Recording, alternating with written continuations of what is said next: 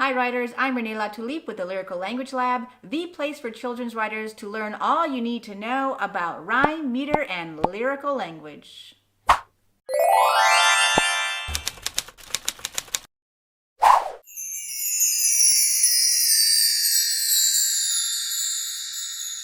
In this first video in my Lyrical Prose 101 series, I answer the question, what is lyrical prose, and give you the rundown on the tools you need to make your prose more lyrical as well. In the remaining 3 videos, I'll be taking a closer look at the techniques I'm going to talk about today as they pertain to middle grade fiction, fiction picture books, and non-fiction picture books. So let's get started. Over the past few weeks, I've received several emails and comments from viewers wondering just what is lyrical language, specifically lyrical prose, and what they can do to make their writing more lyrical. I'll start by giving you my definition of lyrical prose, which is any writing that uses poetic techniques to enhance the poetry and musicality of the language. I was watching a video the other day of Brandon Sanderson, who is a best-selling sci-fi fantasy writer, and one of his audience members asked him, what is literary fiction? His first response was funny to me because he said literary fiction are all those books that win the awards. And I found it amusing because it's true. And in fact, the main sample that I'll be using in the middle grade fiction video in this series uses a book that won the Newbery. To make a comparison, popular fiction or genre fiction, it's the same thing, are by those best-selling authors like Dave Pilkey with the Captain Underpants series, or even J.K. Rowling, who sell tons and tons of books, then their books are made into movies and they're all rolling in dough and everybody's happy. But they're not considered literary fiction, and therefore they're not serious contenders for the big awards like the National Book Awards. Getting back to Brandon Sanderson, the second part of his definition was that literary fiction tends to focus on the poetry of language. And that really is what the Lyrical Language Lab is all about, and what lyrical language is and lyrical prose is, focusing on the poetry of the language. So with that definition in mind, what exactly does it mean to focus on the poetry of the language? Simply put, it's the craft of mining the language for all the riches it already contains, and you do that by using poetic techniques. And this is why all writers should study poetry. There are many poetic techniques, but I'm going to focus on the ones that I see popping up most when we're writing for young people. And I can kind of group those into 4 basic categories. My first category is pacing, and under that I put rhythm and meter. If we go back to the idea of a piece of writing as a piece of music, then obviously rhythm is crucial. We want to carry the reader along. So being able to pay attention to your word choices, how you put those words together, your phrasing. This is where also revision comes in, and honing that language down and cutting out all the extra things, all those blips and glitches that make me stumble, so that you end up with a really rhythmic flowing line. And of course, sometimes the rhythm might not be slow and flowing. It might be staccato. It all depends on the mood and the tone you're trying to create, or what's happening in your story, or even your character. The point is that rhythm is crucial, and we need to pay attention to the rhythms that we're creating in our stories. I've included meter under this category as well. Normally in prose, we don't want to go for a fully metrical beat or rhythm because then we're setting up expectations that the thing is going to rhyme or something else that we don't want to do. Now, metered lines are something that I see popping up more in picture book prose than I do in MG and YA prose, but I kind of see them all over the place. And I think for the most part, they're probably happy accidents. But knowing meters can really help you attune your ears to those rhythms when they do happen in your writing. So it's important to study those as well, to know when they occur and how you can use them to your advantage. The second category is figurative language, and that's all the stuff you learned in high school. So you've got metaphor, simile, personification, sensory imagery, and even I threw in hyperbole and understatement because those last 2 things are really great for creating humor. We'll be looking at specific examples of all of these things in the next 3 videos in this series, but in general, think of figurative language as the techniques that create the mental pictures in your reader's mind. It's through the techniques in this category that we can really surprise and delight the reader by creating metaphors and similes, comparisons that they hadn't thought of before, showing them things in a new and unique way. The third category, sound devices, is what I like to think of as the special effects. It's your drum roll, or your crash of cymbals, or your blare of trumpet, or your cowbell, or what have you. The major sound devices are also those things you learned about in high school: onomatopoeia, alliteration, assonance, consonance, repetition, and rhyme. And all of these devices can also have a really big impact on your rhythm and pacing. If you think just about alliteration, for example, if you start all of your words with a T, it gives the line a really quick pace. Whereas if you go for some assonance and you have a lot of long O sounds in there, it slows the reader down. And it also changes the mood. So sound, paying attention to sound, is essential when it comes to writing lyrical prose. Like the metered verse I talked about up in the pacing category, rhyme is something that I see popping up more in picture books than I do in MG and YA. However, it can occur just about anywhere, particularly internal rhyme, which I also talked about in this other video that you might want to take a look at. And that brings me to my fourth and final category, diction. It needs to be specific and it needs to be authentic to your purpose. Without proper word choice, all that other stuff is just going to fall apart. And that brings me to my two major key points. Key point number one, all these elements must combine to create a cohesive whole. You can't just start throwing poetic techniques willy-nilly at your writing and call it a day. They must be thoughtful, deliberate, and authentic choices that make sense for your character, for your story, for whatever it is that you want to convey to your reader. Key point number two, quality over quantity. Just as music has different movements and dynamics, so does lyrical prose. And you achieve that by creating a balanced mix of simpler, plainer language lines with more musical lines. We want to avoid veering toward purple prose, which is writing that is over-embellished and overwrought. Instead, our goals should always be a cohesiveness between language and character and story, and the authenticity of the voice. And I'll be getting more into that in the second video in this series, Lyrical Prose in Middle Grade Fiction. And those are really all the tools you need to make your writing more lyrical, musical, and engaging for your reader. And of course, practice, practice, practice.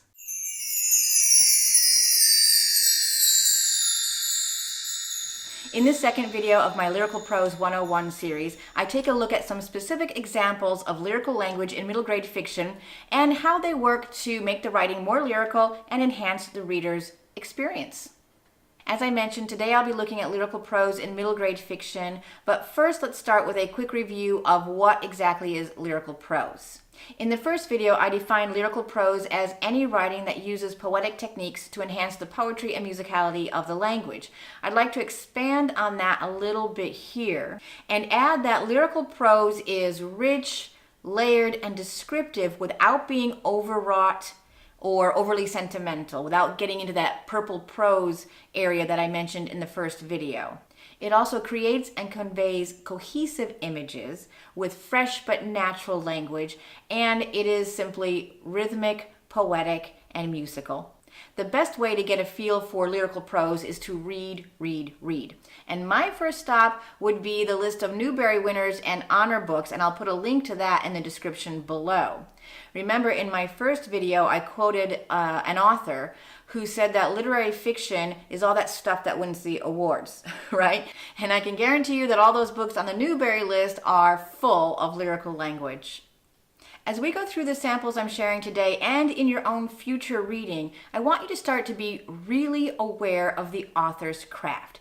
In particular, start looking at things like when and how imagery, simile, metaphor, and other figurative language is used and how it supports the story.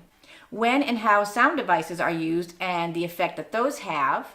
The use of specific diction and how that supports the story, and the rhythms, cadences, and pauses within the writing. Now let's get down to what lyrical language actually looks like in a real-life book. So I'm going to be sharing with you the sample I use in my Lyrical Language Lab course, so you're getting a sneak peek into one of my lessons, and that is Walk 2 Moons by Sharon Creech. Now, this is a Newbery winner, and it is an older book. It came out in 1994. And yes, of course, you can find plenty of lyrical language in contemporary books, but there's a reason that I always use this one, and I always will, is that almost every poetic technique I know of is used within the first couple of chapters. I actually set up a web page for you so you can see my full analysis of this sample, and I'm putting that link down in the description for you. So do be sure to check that out, or you might want to open it now and follow along. As you can see here in this full sample, I've got a whole color-coded extravaganza going on here, and all of those things are explained on the web page that I'm going to link to. So let's zoom in and just look at a few of these things. The first thing I want to point out in this are these red areas that are the imagery, figurative language, simile, and metaphor.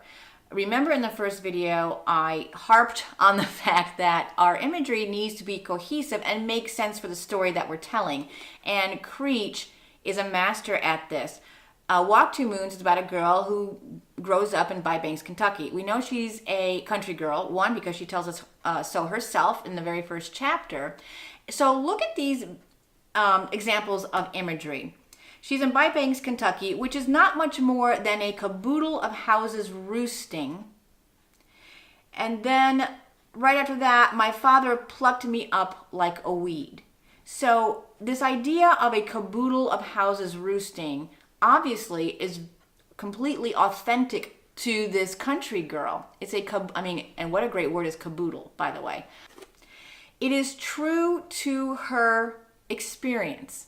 And the fact that her father plucked her up like a weed adds even more to that experience, her experience of growing up in the country. And that kind of thing just keeps coming.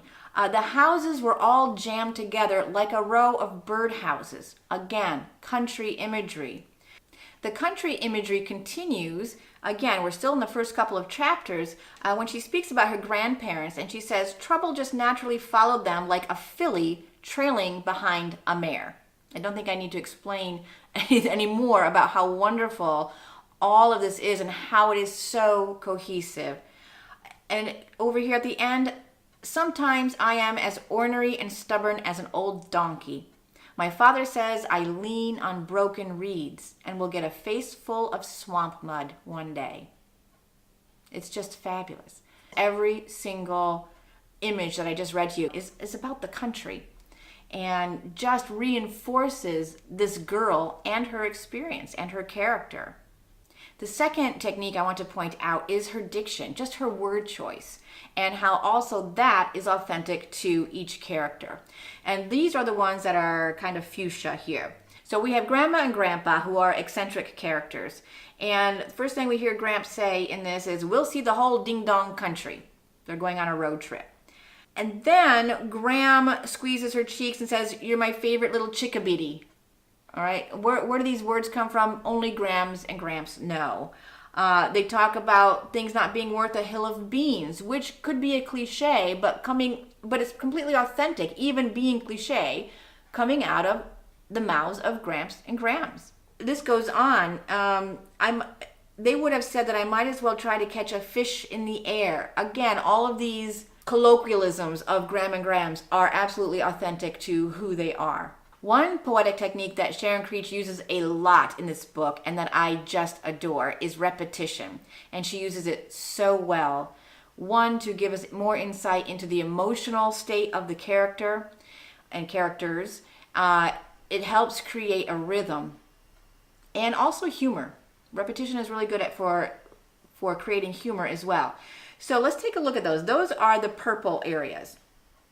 And we start with this Bybanks, Kentucky. She mentions that several times that she's in Bybanks. But we have this lady with wild red hair. And our protagonist does not care for this lady with the wild red hair. And she says it a lot. A lady with wild red hair stood there. Then her back, the lady with the wild red hair. And she knows her name, but she doesn't call her by their name. She just calls her the lady with the wild red hair, which already tells us something about her attitude. So this lady with the wild red hair is named Margaret, and we do have that name here. Don't be a goose. Come and see Margaret. I did not want to see Margaret. This repetition adds humor, as does this little repetition at the end when she's again describing her grandparents. My grandparents' hiddle were my father's parents, full up to the tops of their heads with goodness and sweetness, and mixed in with all that goodness and sweetness was a large dash of peculiarity. So we're getting that they're definitely good and sweet, but they're also something else. And one of the most poignant uses of repetition in this particular one is this protagonist is without a mom. And here are some of the reasons that she is about to embark on a trip with Gram and Gramps to find the mom. And she makes a little list here. Some of the real reasons were Gram and Gramps wanted to see Mama, who was resting peacefully in Lewiston, Idaho. Gram and Gramps knew that I wanted to see Mama, but that I was afraid to. Dad wanted to be alone with the red-headed Margaret Cadaver. He had already seen Mama, and he had not taken me. Of course, names as well. This woman is named Margaret Cadaver, for heaven's sake. So we have wanted to see Mama, had already seen Mama. And this repetition of Mama, Mama, Mama gives me, again, an idea into the emotional state of this girl. And although the tone of this is kind of arm's length, you know also that it's a self-preservation technique on the part of this young girl who is missing her mama. So there's so much wrapped up into this use of repetition. And finally, for this example, we have a nice use of sound as well. During the week before we left, the sound of the wind was hurry, hurry, hurry. And at night, even the silent darkness whispered rush, rush, rush. So she's got onomatopoeia in here as well as personification here with the darkness. The darkness is whispering rush, rush, rush. And again, this creates such a mood and anticipation on the part of the protagonist. Again, you'll find a more in-depth analysis of this snippet at the web page that is linked below in the description. But I did want to share with you some other quick samples that I just pulled off my shelf randomly, and I just opened them up to a page and found so many treasures. The first is A Corner of the Universe by Anne M. Martin. It's a book from 2002, and it did win a Newbery Honor. And it's actually written in very simple language, but it's beautiful, and it's easy, and it flows so rhythmically, and it's all so authentic to the 11-year-old protagonist's voice. Even when we write in very simple language, there are always opportunities to surprise the reader with beautiful language. And in particular, I really enjoyed how she described time. There's been a death in the family, and she is describing the passage of time. And she says, "Time has been passing the way it did when I was 6 and got the measles and had to stay in bed forever." Notice that there are no adverbs in this little snippet, because we don't need adverbs. Time did not pass slowly. Instead, the author creates an image that we can relate to, that the character herself can relate to, because it's her experience. And so therefore, it is authentic to this character. Time isn't passing slowly. It's passing like it did when she was 6. And when you're 6, being sick with the measles does feel like forever. My next sample is The Bridge Home by Padma Venkatraman, which just came out in 2019. And I love Padma's verse novels. And I have to admit that I was 3 chapters into this book before I realized I wasn't reading a verse novel. That's how poetic it is. And it also made me cry like a baby. But I digress. This is a great example of metaphor and how it is authentic to the character's experience, and how it also shows her relationship to another character. So let me just read this. She's describing her father, her Appa. "Imagining Appa before took a lot of imagining. I was a good imaginer, but even so, I couldn't imagine him all the way nice. The best I could do was think of him as a not yet all the way rotten fruit. A plump yellow mango with just a few ugly bruises." What a metaphor. And it goes on. "I could imagine our mother picking him out the way she'd pick fruit from the grocer's stall, choosing the overripe fruit he was happy to give her for free. I could see Amma looking Appa over, hoping that if certain foul bits could be cut away, then sweetness, pure sweetness, would be left behind. How beautiful is that? Not only is this metaphor authentic to the setting and to the characters themselves, it also gives us this wonderful glimpse into their daily life, going to the market. And I love the way that it compares choosing the husband to choosing a piece of fruit. So something really important to something so banal that happens every day. And beyond that, this metaphor takes us to a whole new emotional level where we get insight not only into the narrator's state of mind and state of emotion, but also her mother's back when she was choosing this husband. All wrapped up into a fruit metaphor. Amazing. In the next sample, I want to take you all the way back to 1937 with Their Eyes Were Watching God by Zora Neale Hurston. Just listen to how she creates a character through lyrical language. It's kind of amazing. Mrs. Bogle came walking down the street towards the porch. Mrs. Bogle, who was many times a grandmother, but had a blushing air of coquetry about her that cloaked her sunken cheeks.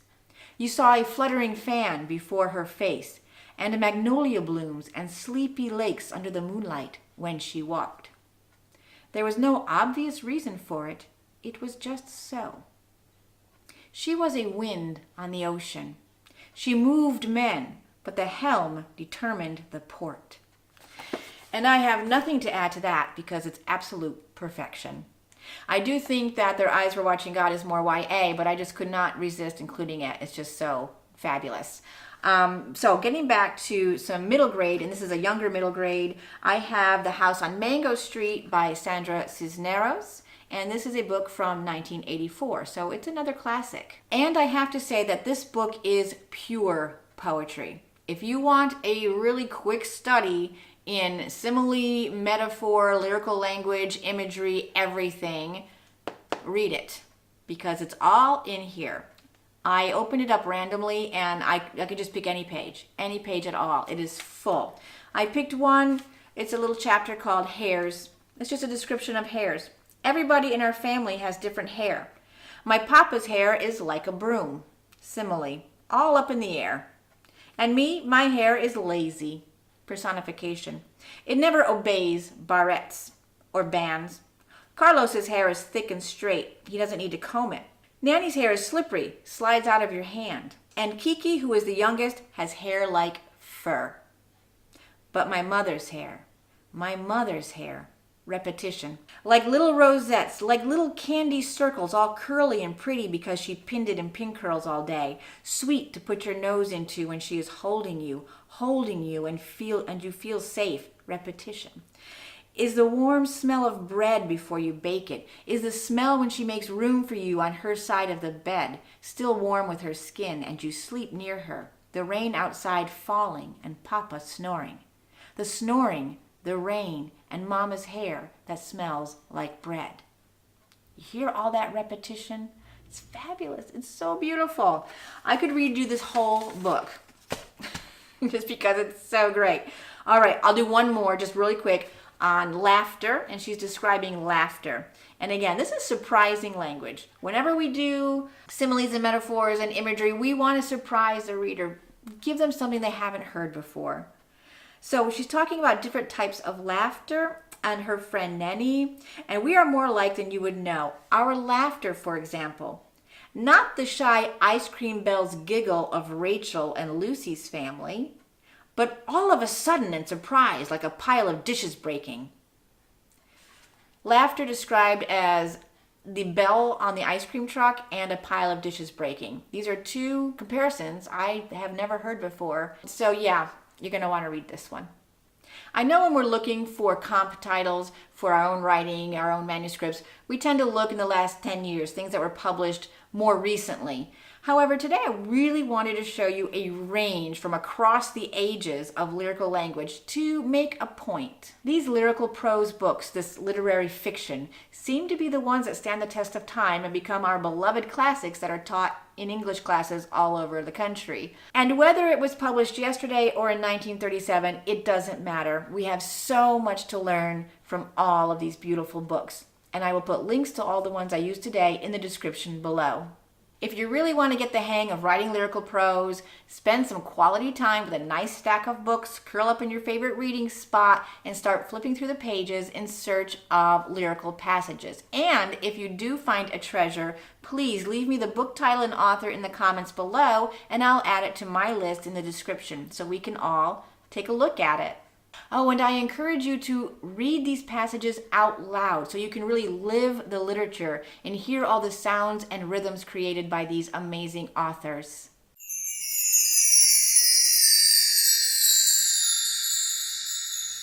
In this third video in my Lyrical Prose 101 series, I take a look at poetic techniques at work in fiction picture books and how they make the writing more lyrical and how they help the author show instead of tell. While in the last video, I'll be taking a look at lyrical language in nonfiction picture books, today I'm focusing on poetic techniques and lyrical language in fiction picture books. As I go through today's samples, I'll be pointing out specific poetic techniques that the author is using and particularly showing how they work to help the author show instead of tell, which of course we all know is our goal in picture books where we have a very limited word count. Links to all the books I'm talking about today will be listed in the description right below. So let's get started. My first sample is from Crown, an Ode to the Fresh Cut by Derek Barnes and illustrated by Gordon C. James, and I'm just going to read you a couple of pages. You came in as a lump of clay, a blank canvas, a slab of marble. But when my man is done with you, they'll want to post you up in a museum. That's my word. He'll drape you like royalty with that cape to keep the fine hairs off of your neck and your princely robes. It's amazing what a tight fade, high-low bald does for your confidence. Dark Caesar. You're a star, a brilliant, blazing star. Not the kind that you'll find on a sidewalk in Hollywood. Nope, they're going to have to wear shades when they look up to catch your shine. So let's look at the first page of this, where we have the poetic technique of metaphor. The author is describing this young child coming in for a haircut as a lump of clay, a blank canvas, a slab of marble. So he's setting us up. He's setting the character up as a piece of art already. And when this piece of art is finished being molded by the barber, they're going to put him in a museum. On the second spread then, we have a different type of simile. We go from the artistic metaphors into a royalty, a kingly simile, when he says he'll drape you like royalty with that cape. And then it's extended a little bit, this idea of royalty, when he talks about your princely robes. So we've gone from art to royalty, but it all works really well to do what the author's intent is here, which is to really build up the confidence of this character and of the reader. Other cool things at work on this page are internal rhyme. We have he'll drape you like royalty with that cape. So we have drape and cape. And we also have some slant rhyme. We have the drape and the cape up above, and then down below we have some fade, so some assonant, slant rhyme, a little bit of everything. We have the amazing with a long A also with that. And so it really helps also with the rhythm and the sound. So this really just flows. And then in the third spread, we have another metaphor. We've gone from art, we've gone through royalty, and now we are at absolute brilliance because the child becomes a star, a blazing, brilliant star. So in the first two lines alone, we have that great repetition of the image of the star, but we also have alliteration with the brilliant, blazing star. So really driving that star imagery home. And then we have some more internal rhyme with the kind that you'll find, not the kind that you'll find. And I love the rhythm of this particular line. Not the kind that you'll find on a sidewalk in Hollywood. You hear that rhythm? And we also have side, so we have that long I. We've got kind, find, side, all in the same line, and that fantastic rhythm, which is not necessarily metrical. Not the kind that you'll find on a sidewalk in Hollywood. It's a little bit anapestic, but not perfectly, and we don't really need it to be, but it does definitely have a specific rhythm, and it makes you want to sing it or rap it, or sort of a performance poetry moment in there. That just adds to the musicality of this whole text. And then I also love that after the Hollywood, after that really cool line, we've got nope, which sort of breaks that rhythm for a moment. It's like, nope, they're gonna have to wear shades when they look up to catch your shine. And you've got that emphasis. They're gonna have to wear shades. And you want to emphasize that. They've set up this wonderful rhythm where, at least I'm rather captured by it. So overall, I think this is a really great example of using a whole mix of poetic techniques to create this musicality and to create those wonderful rhythms that make you want to get up out of your chair and do this as a performance piece. And in fact, the language in this entire book is confident, strong, full of pride. The language itself struts across the page. So let's move on to the second sample, which is A Morning with Grandpa by Sylvia Liu with illustrations by Christina Forche. And I use this book specifically for similes because it is full. So if you want to see some great simile action, check out this book. So let's take a look at a couple of things. This is about a grandpa, Gong Gong, who does Tai Chi, and he teaches his granddaughter Mei Mei some Tai Chi, whereas she tries to teach him some yoga. So our first sample here is Mei Mei watched Grandpa dance slowly among the flowers in the garden. He moved like a giant bird stalking through a marsh. His arms swayed like reeds in the wind. So obviously he's like a giant bird stalking through a marsh. I don't need to see the rest of the spread that actually shows Grandpa doing this. I can picture it in my head. Sylvia has built a very clear and specific image for me, even if I don't have that illustration to help me out. I know what Grandpa's doing. And then we go on.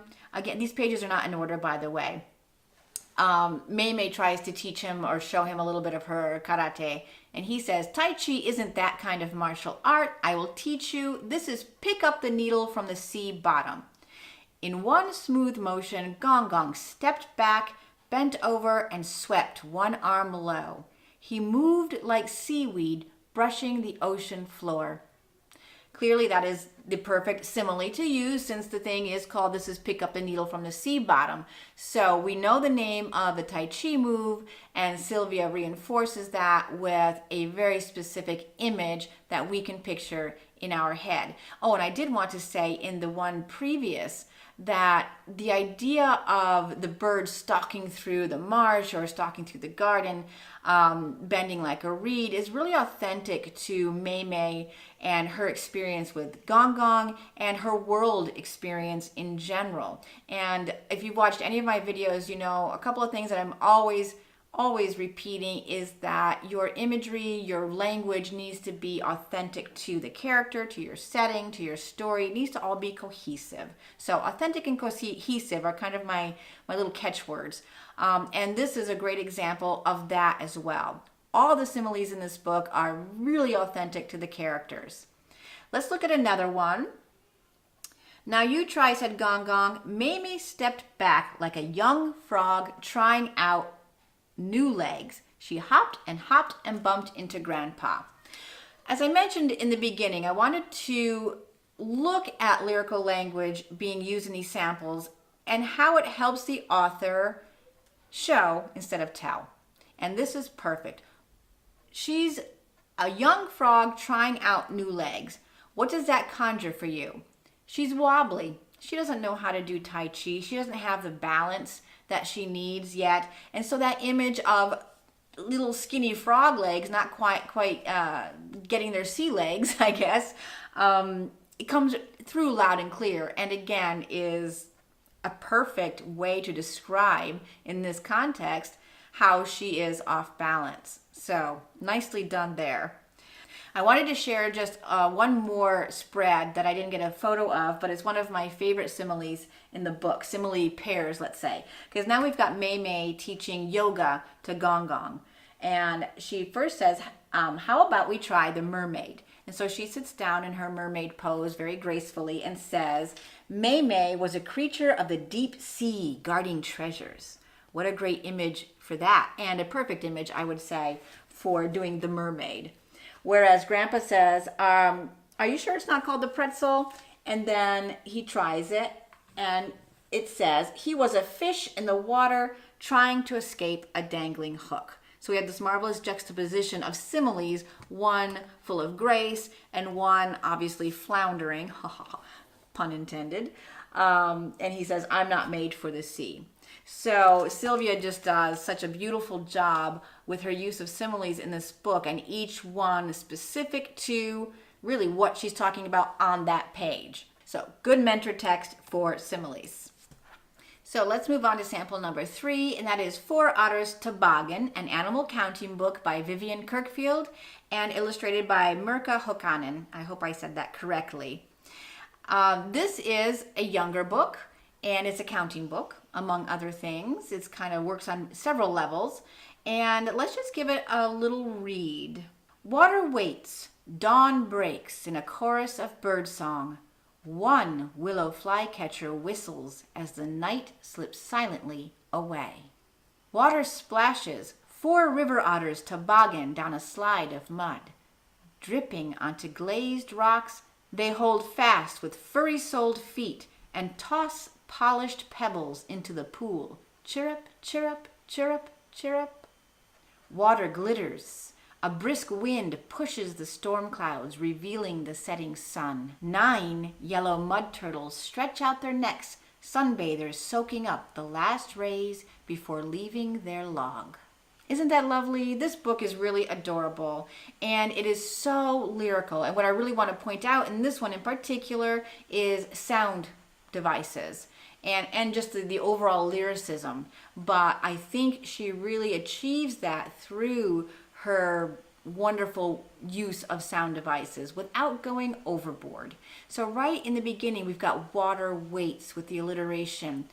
Dawn breaks, water, dawn, assonance. In a chorus of birds' song, water, dawn, song. It all works so beautifully together to create that music. One willow flycatcher whistles. We've got the woof sounds also here as night slips silently away. And of course the S sounds. And it just keeps going like that. Here we have water splashes, 4 river otters toboggan. So we've got her Otters Toboggan of the title, which is wonderful assonance, which of course is the repetition of vowel sounds. 4 river otters toboggan down a slide of mud, dripping onto glazed rocks. I also like her word choice here, her verb choice, that the otters themselves drip like globs of mud themselves at this point onto the glazed rocks. Nice use of, nice word choices there. They hold fast with furry-soled feet, alliteration, and toss polished pebbles into the pool.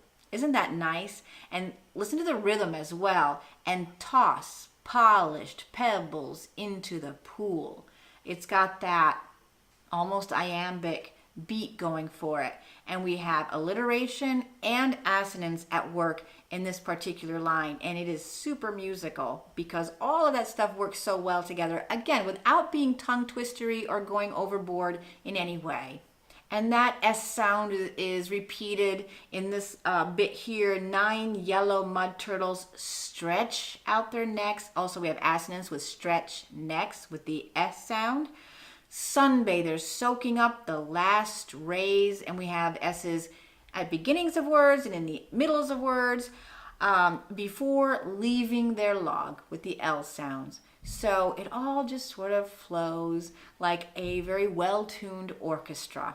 In the next sample, I want to look at some more metaphor, and this is in Rice from Heaven, The Secret Mission to Feed North Koreans by Tina Cho, illustrated by Keom Jin Song. And yes, this is fiction because it's based on a true story, but it is not entirely nonfiction. So we've put this in fiction. And she also does a wonderful job of creating really specific images that are authentic to the story. So let's just read a couple of pages here. Out of the city, across a bridge to an island blanketed with rice fields, Appa and I ride. We reach a place where mountains become a wall so high no one dares to climb. So we have the metaphor of the mountains as a wall. And of course, we are speaking here of the division between South Korea and North Korea. And rather than just say there's a division, we've got the mountains that become a wall. And this to me is something that Tina does really well in this book, is to create images that children can picture very easily. They can relate to easily because she's dealing with some heavy concepts in this particular book. And I think bringing them down into metaphors that create very specific images in the child's head can really help children understand these concepts a little bit better. For example, this one on the next spread, North Korea is a gigantic empty rice bowl with a government that does nothing to help its people. Appa grew up there starving. He escaped down here to the south. Describing the country as a gigantic empty rice bowl is absolute perfection, considering the story is about how South Koreans helped get rice to North Koreans so they wouldn't starve. So this metaphor is so cohesive, keyword, to the whole story, and is so easy to understand for the child. We've got the full rice bowl, which is South Korea, and the empty rice bowl, which is North Korea. And the South Korean people are trying to fill the rice bowl of their neighbors. I just think that's really beautiful. Let's go on to the next one, where the rice metaphor is carried through. I am a little grain of rice. How can I help? Appa says we can help in secret. Tonight we will send special balloons carrying rice over the border to North Korea. This whole idea of this little girl thinking, how am I going to fill their rice bowl when I am just a small grain of rice myself? How can I help? Isn't that relatable? It's so relatable. I just love how Tina handled all of this. Really just beautifully done. And then we get into some sound work here with we gather in groups to start our mission. Air wishes into the balloon like a snake let loose, slithering, impatient to be released until a rice bag is tied onto its tail. We've gone from all those metaphors to even more musicality here with all of the sound work, gather in groups, mission, wishes. I also really love the word choice of wishes here, with wishes as in wish, as in whoosh, but also the idea of wishes. The air is wishing into the balloon this wish to help the North Koreans here. Then like a snake let loose, slithering, impatient to be released, and then tied onto its tail. So metaphors galore, sound devices galore that all work so beautifully together to keep this story so cohesive. Moving along to a completely different type of picture book, I have here Spike the Mixed Up Monster by Susan Hood. Pictures by Melissa Sweet. This is an older picture book, and I really love this particular sample for the showing, not telling thing that we have to do. The premise here is that Spike is a little Gila monster, but he's not much of a monster, okay? He's just too sweet. But he really wants to be that monster. So Spike was no bigger than a lily pad, so no one was afraid of Spike. And then you've got all of his companions over here saying, "Ah, my funny little fish face. Ah, amigo," said El Armadillo. "You're cuter than a bug's behind. Ay caramba, you're almost as adorable as I am." So clearly none of his friends are taking him seriously. And then on the next page, he gave it one more try. Spike bared his teeth. "He has such a sweet smile," everyone agreed. At this point, what does the author do? Does she say, Spike was sad, Spike was frustrated, Spike was so bummed, Spike had one tear rolling down his cheek? No, she does nothing of that sort. She shows us all of these things instead. Now, look at this. Spike's crown of spikes drooped, and he sank beneath the water, settling into the scum at the bottom of the lake. Not only does she show us his emotional state, she gives it to us little by little. We can see each passage of his depression growing and his frustration and his sadness growing bit by bit. In one sentence, we have 4 different states, let's say, different passages of sadness. We have Spike's crown of spikes drooped. Okay, he's kind of sad. And he sank beneath the water, right? A little bit sadder. Now then, he's settling into the scum. You can't get much lower than settling into the scum at the bottom of the lake. And he's really at the bottom.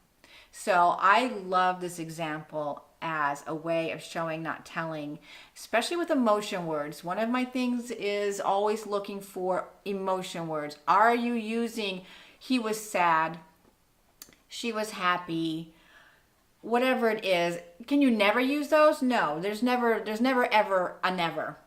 There's always exceptions. But as a general rule, I do look at those things and think, how can I show the emotion rather than tell the emotion? It's through action. And Susan does a great job of that here. I really love this sample. And my last sample for this session is another older book that I adore and that I use often as a mentor text for lyrical language, and that is Come On Rain by Karen Hess with pictures by John J. Moot. And what I really want to point out in this particular sample is word choice, diction. There's also rhythm, there's sound, there's everything in here. And rhythm is another big one in here, because we could say that this is free verse, but I really want you to pay attention to the words. So let me just read a couple of spreads here. This is when the moms have all decided they're getting in on the action, and what happens? They fling off their shoes, skim off their hose, tossing streamers of stockings over their shoulders. Our bare-legged mamas dance down the steps and join us in the fresh, clean rain. Then, while the music from Ms. Glick's phonograph shimmies and sparkles and streaks like night lightning, Jackie Joyce, Liz, Rosemary, and I, we grab the hands of our mamas, we twirl and sway them, tromping through puddles, romping and reeling in the moisty green air. We swing our wet and wild-haired mamas till we're all laughing under trinkets of silver rain. So, did you notice some of those wonderful word choices in there? Well, lucky for you, I'm going to point them out. First, we have our flinging off of the shoes, skim off their hose. What a great verb that is. They don't peel. We're used to hearing people peel off their pantyhose, right? But skim them off. I just really love that image right there.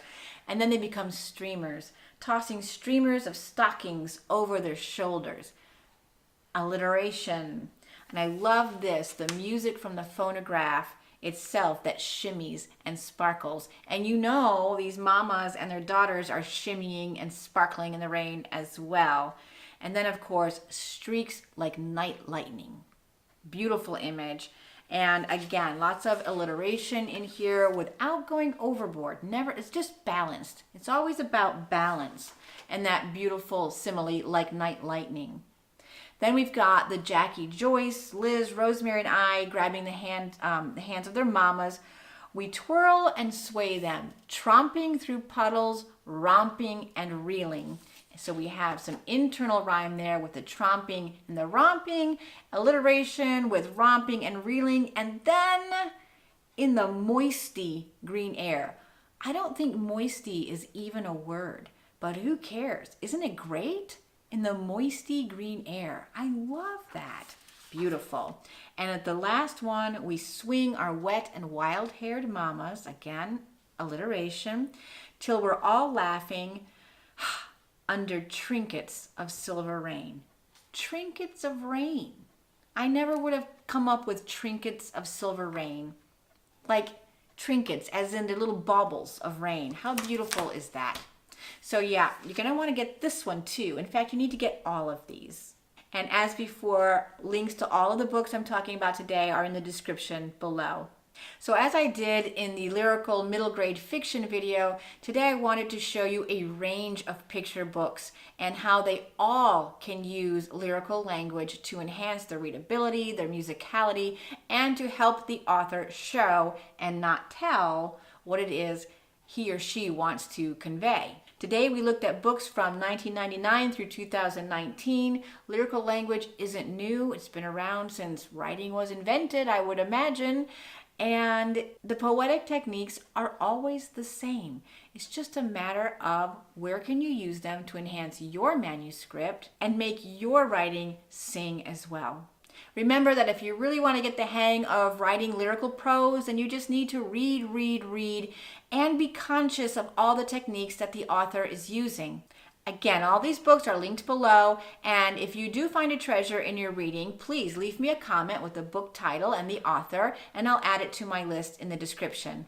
Oh, and also remember to read these excerpts out loud so you can really get the full force of the musicality.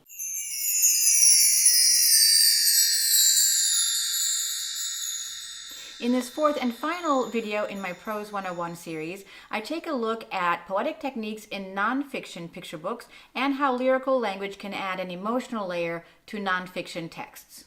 So let's jump in with our first sample, which is We Are Water Protectors by Carol Lindstrom and illustrated by Michaela Goad. This book was written in response to the construction of the Dakota Access Pipeline, and Carol does such a nice job of creating that emotional connection with the reader through poetic language. In an early spread, she immediately creates this beautiful rhythm. Listen to this. The river's rhythm runs through my veins, runs through my people's veins. So already we've got this beautiful poetic rhythm happening. And I don't have all the images for this one, so I'm going to leave it on this gorgeous illustration right here. But from that rhythm, we then move into metaphor, where she says, my people talk of a black snake that will destroy the land. When my people first spoke of the black snake, they foretold that it wouldn't come for many, many years. Now a black snake is here. Its venom burns the land. So she jumps into this metaphor of danger in the form of the black snake. And of course, that really helps to build the repetition of this black snake image, helps build the fear and the anticipation of a coming danger. And then later in the book, she continues to build that anticipation, but in this case, it's anticipation towards a call to action. So she uses repetition really well with take courage. I must keep the black snake away from my village's water. I must rally my people together to stand for the water, to stand for the land, to stand as one against the black snake. We stand with our songs and our drums. So here we had this really great sense of determination through this repetition. We stand, we stand, we stand. So at this point, I think she's really created an emotional connection where the reader is rooting for the narrator and her people to win over this great danger of the black snake. And I love how that metaphor is also carried through the whole book. That danger is carried through. And then even further along, we have this wonderful pacing, which creates an urgency. We fight for those who cannot fight for themselves, the winged ones, the crawling ones, for the four-legged, the two-legged, the plants, the trees, the rivers, the lakes. Then there's a page turn and you see just the earth. We are all related. So you have this wonderful build of emotion and urgency with all of this list of things that we need to stand for. And then you have that pause. So we have that moment of breathing after that great urgency where we then come to rest. We are all related. Carol also uses some direct emotional imagery with the simile, tears like waterfalls stream down, tracks on my face, tracks on my people's faces, before she goes into some more repetition where we go back to the we stand with our songs and our drums. The black snake is in for the fight of its life. And so she ends with, again, this wonderful image of the black snake and this determination, this call to action. So it is a very emotionally fraught book and emotionally engaging. My second example is Queen of Physics, How Wu Chen-sheng Helped Unlock the Secrets of the Atom by Teresa Robeson and illustrated by Rebecca Huang. So a little bit of science here, and one of my favorite parts of this is the pacing on this page. Let me give it a read. And oh, physics, the study of the very matter and energy around her, the study of things that could be seen or felt, heat, sound, light, electricity, and motion, and of things too minuscule to be seen or felt, atoms and even tinier parts of atoms. Physics captured her heart. For me, this section has such great pacing. It's just like a tumbling out of her passion that gets the reader excited about it too. So we have that emotional connection.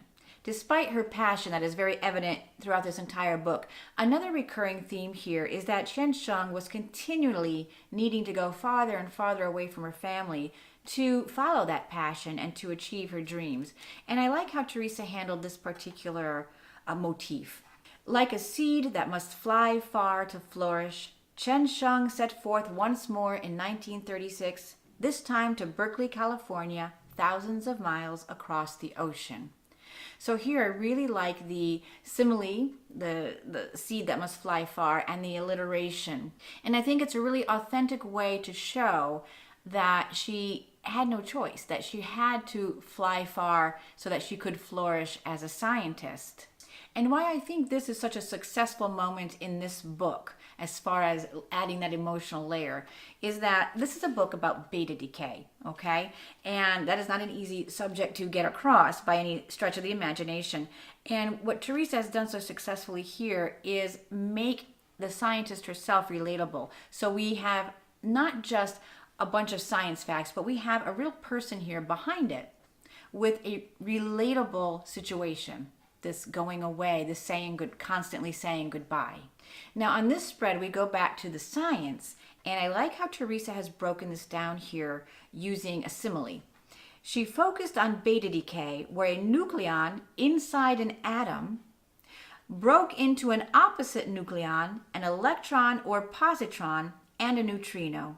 It was like opening one present and getting 3 different gifts inside. Talk about making science relatable. Right, so we've got this really high concept thing happening, and then she gives us this wonderful simile, so again, we can relate to it. And it once again shows Chen-sheng's passion for this, that this knowledge is a gift. As we go along, we see that Chen-sheng does not receive Nobel Prizes when she should, and that she faces a lot of discrimination. And this is my favorite spread in the book. Sometimes Chen-sheng did not get the jobs she wanted either, because she was a woman, because she was Asian. Was she sad? Yes. Was she disappointed? Often. Was she discouraged? Occasionally. But she did not let those feelings stop her. from doing what she loved, because Baba always said, ignore the obstacles, just put your head down and keep walking forward. So just as in the last sample, here we also have some direct reference to emotions, the sad, disappointed, discouraged. But what I really love about this Q&A is, one, it engages the reader with this question answer session, but mostly it makes her relatable. We have these responses, yes, often, occasionally, and then her response to all of that, she doesn't let it stop her. It just all works together to, again, show the determination of this scientist. From science, we're going to move on to some poetry with On Wings of Words, The Extraordinary Life of Emily Dickinson by Jennifer Byrne with illustrations by Becca Statlander. One of the things I really love about this beautiful book is that Jennifer intersperses her prose with Emily Dickinson's poetry, and she puts little allusions to Emily's poetry in the text itself, like in this beautiful sample. To little Emily, every bird, every flower, every bee or breeze or slant of light seemed to speak of her. I thought it was delightful when I came across that slant of light, which is one of my favorite lines from Emily Dickinson. There is a certain slant of light. It's such a beautiful image. So it was great to see that. And then on the other side of the spread, we have a piece of a poem by Emily Dickinson. And another thing I found interesting as I was going through all of these samples is that idea of the ode to the passions. And I feel like I have it in here as well, where the pacing picks up and we really start to learn about Emily's passions. It was clear Emily was becoming a person in many ways like other people, only more so. Her happies were happier, her sads were sadder, her thoughts were deeper, her desires were stronger, and oh, there was so much that Emily loved. So first, I really love these unusual pluralizations. Happies were happier, her sads were sadder. But besides that, I like this pacing, the tumbling out of these ideas, of these passions onto the page. And that passion is extended through metaphor in this particular spread when she's talking about her love of books. To Emily, every book was an adventure, a distant journey on a sea of words. And then later, every story she read was a new passion, a ray of light. In the first half of this book, we learn a lot about Emily's internal struggles, about not having an outlet to express herself. And then we get this wonderful simile. Then, like rays of sun breaking through the clouds, her thoughts and feelings started to come to her as words. New words, her own words, and this is where she begins writing. And it's also the point in this book where Jennifer begins to use hyperbole. And I think it works so beautifully to, again, give us that sense of passion and how big a deal it was to find release through poetry. And by hyperbole, of course, I mean exaggeration, but not in a ridiculous way, in a way that, again, shows the immensity of this release for her. For example, her poems soothed her sadness, gave her strength, set her free. With the power of her words and the freedom of her imagination, she tasted spices in foreign lands and hid inside a flower. She leaned against the sun, dwelt in a house of possibilities, and rode a carriage to the ends of time. So this is hyperbole because, of course, she didn't actually lean against the sun or travel in a carriage to the ends of time, but it certainly works to show us and to give us that emotion that she felt when finally she was free to fully express everything she desired and imagined. I just want to share a couple of other pages of the hyperbole because it's a great device to use and it's used really well here. She became a bird, a worm, a ghost, a god, a beggar, a king, a somebody, a nobody. And again, Jennifer alludes to the wonderful poem, I'm Nobody, Who Are You? And finally, we get to the epitome of her freedom with, and so with her words, her mind, Emily dove into the darkest depths of the sea and of sadness. She rose up to the glowing heights of the sun and of joy. What an excellent example of the use of hyperbole in lyrical prose. That same theme of finding one's outlet also runs through our next sample, Birth of Cool, How Jazz Great Miles Davis Found His Sound, by Kathleen Cornell Berman and illustrated by Keith Henry Brown. Let me just read you a sample here.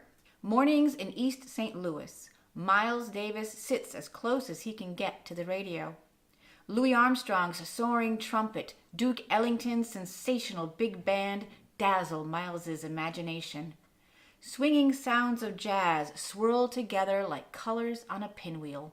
What a wonderful way to sum up this swirling world of music that Miles was discovering and becoming so passionate about. In fact, all of his passion and desire seems to be summed up in that one simile. And Kathleen also uses the same device as Jennifer did in the last sample, in that she intersperses Miles's own words into her text. And on this spread we have, when I got into music, I went all the way into music. I didn't have no time after that for nothing else. I think this device of using the subject's own words and weaving them into the text is such a great way to add even more authenticity to the emotions being expressed and to engage the reader even more and draw them in to the world of the subject. I want to share one more passage from this book with you. In high school band, Mr. Buchanan pushes Miles to play louder in his own style. He comes through with his best performance yet, but prizes still go to white kids. Miles burns with humiliation. Anger fuels his passion to move forward, to play harder, to be undeniably better than everyone else. He blows those feelings into something beautiful. And then his own words are added, they play loud, but I got the soul. Again, I just really like the pacing of this passage where we have this tumbling out of emotions, and it shows the determination again of a young Miles Davis to find his own sound and to not let anything get in his way. We can all probably relate to that determination of achieving our dreams, and then ending with that marvelous and very appropriate idea of blowing those feelings into something beautiful.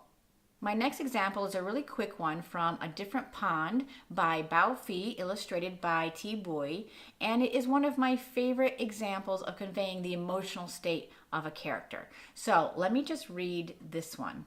A kid at my school said my dad's English sounds like a thick, dirty river. But to me, his English sounds like gentle rain. Although it's not always up to us how our text is going to be laid out in a book, we can build those pauses into our manuscripts and hope for the best, I guess. But I just love how this is handled here, where we have that one little block of text about the dad's English sounding like a thick, dirty river. And then we have all that space, and then at the bottom, but I think his English sounds like gentle rain. And I just love how there's an entire world happening a little in his head in that space. It's like a whole inner monologue happening there, but wordless.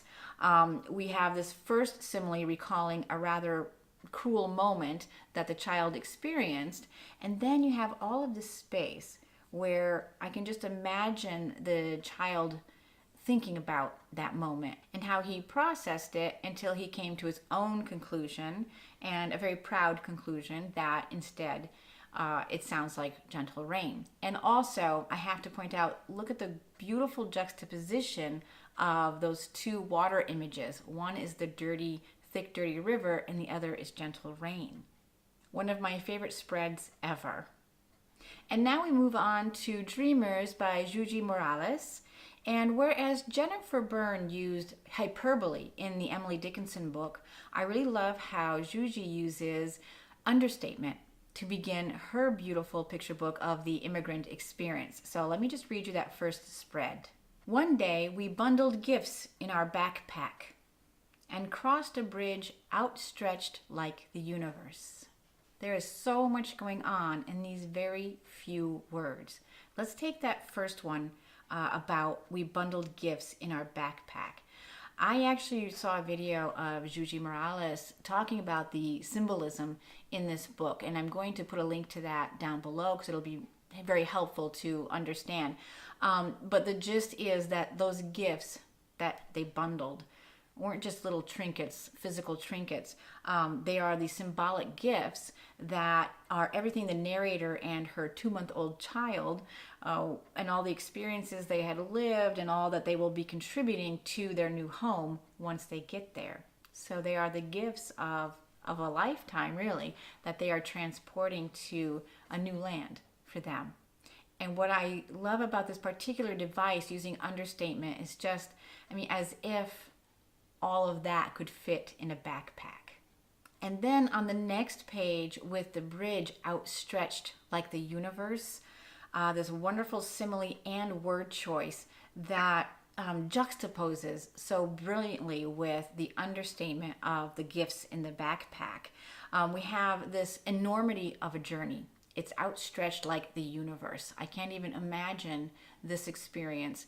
And this, you know, for someone who can't imagine that experience, this really gives me an emotional involvement in the story right away. And also the word choice of outstretched, I think, is a little piece of brilliance as well. And it's interesting because the connotation of that is very positive. You think of, at least I do, think of outstretched arms, ready to welcome you. So it's a welcoming image despite the uncertainty of the future. So there's a lot of hope also in this particular image. Hope that whatever is on the other side of that bridge is going to be good. And it combines all together to make this wonderful emotional connection so that the reader is rooting for the narrator, even as we might also be fearful for the narrator. Then I'm going to jump to the end of the book, where she writes, "Someday we will become something we haven't even yet imagined. But right now, we are stories. We are 2 languages. We are lucha. We are resilience. We are hope. We are dreamers, soñadores of the world. We are love, amor, love." So with all of these metaphors at the end, we are this, we are that, we have this wonderful transformative power of hope. And she does indeed say, we are hope.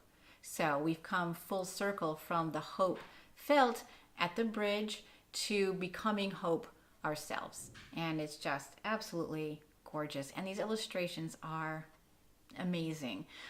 In fact, all of these books, nonfiction picture books, are one of my favorite things next to middle grade fiction.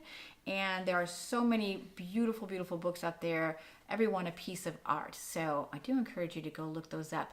And as you can see, lyrical prose belongs everywhere. You can use it in novels, you can use it in picture books, you can use it in humorous picture books, you can use it in poetic picture books, and you can see you can also use it in nonfiction to create that wonderful emotional connection with the reader.